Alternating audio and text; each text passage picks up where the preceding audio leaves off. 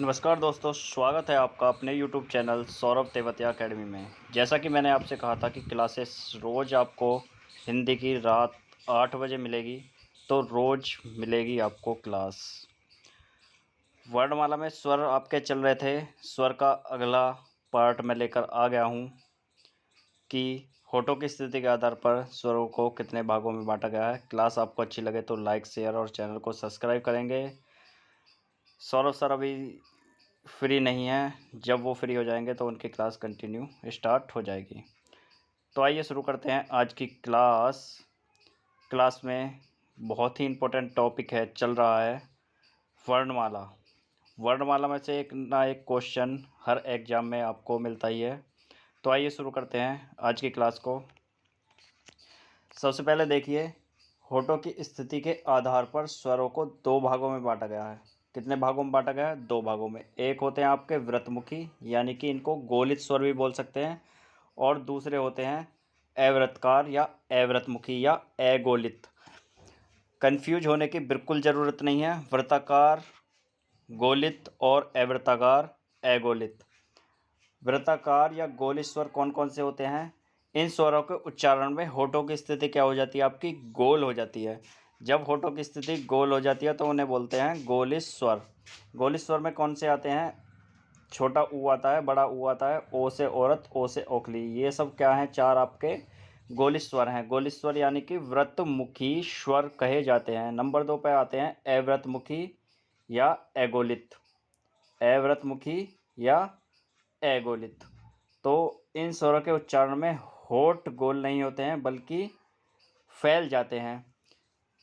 गोलित में गोल होते हैं और अगोलित में फैल जाते हैं। उदाहरण में आप देख सकते हैं ए, आ, ई, ए, ऐ। ये होते हैं आपके अगोलित या अव्रतमुखी स्वर।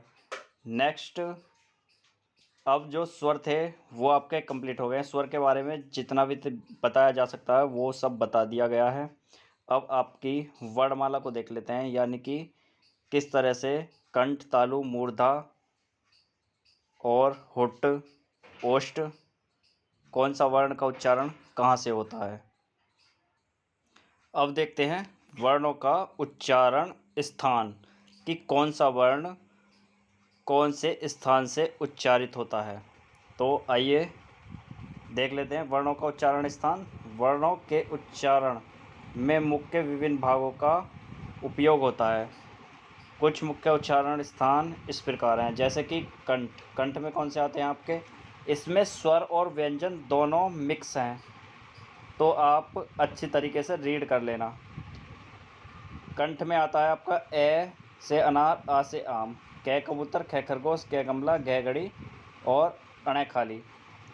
तालव्य में आता है ई, जय, च, जय, झ, अणे, ये और स, यानी कि तालव्य में ये आते हैं। और ये लव्य जो को होते हैं वो क्या होते हैं? अंतस्थ व्यंजन।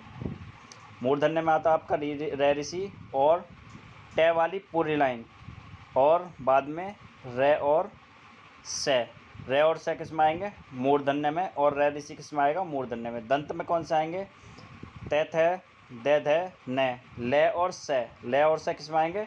दंत में आएंगे। दंत का मतलब है जब आप किसी वर्ण का उच्चारण करते हैं तो आपकी जीभ जो है वो दांतों से टकराती है, उन्हें कहते हैं दंत।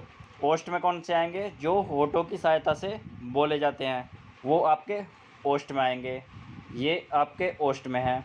मैं एक ऐसा वर्ण है, अगर आपका नीचे का होठ काट दिया जाए तो मैं को आप उच्चारित नहीं कर सकते। और फिर आता है आपका कंठ तालु। कंठ तालु में कौन से आते हैं? ए से एड़ी, ऐ से ऐनक।